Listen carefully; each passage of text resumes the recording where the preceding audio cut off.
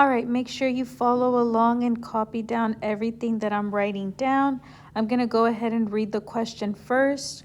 It says, Sophia biked for 7.5 hours over the weekend. She traveled 6 2/5 miles per hour. How many miles did she bike in total? So the question is asking for the total. That means that's what we're looking for. And so the first thing we need to do is draw our triangle strategy.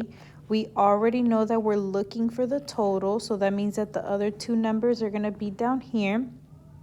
She biked for 7.5 hours, so that's our number of hours.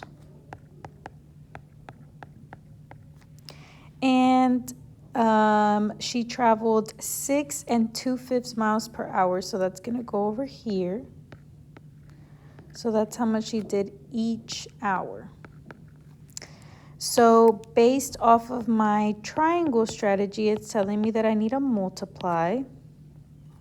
Now, before actually multiplying, we need to convert the fraction into a decimal.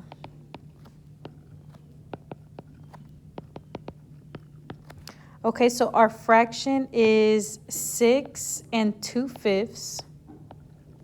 So that 2/5, we need to turn it into a decimal. Now, if we don't know what the decimal is by the top of our head, we are going to divide the fraction, and top dog always goes inside the house. So I'm going to do 2 divided by 5.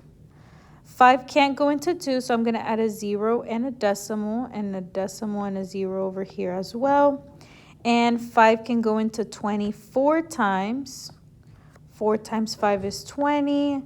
And then I subtract that. I'm left with 0. So that means that my decimal for the 2/5 is 0.4, but we need to attach it to the 6, which is my whole number. So that means that 6 2/5 would equal 6.4 as a decimal. Okay?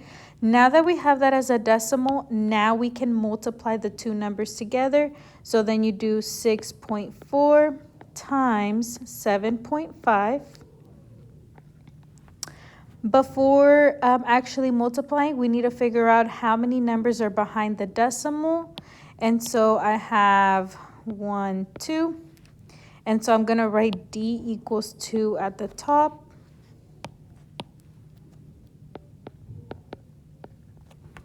And now you're going to go ahead and independently multiply the numbers using placeholders when needed.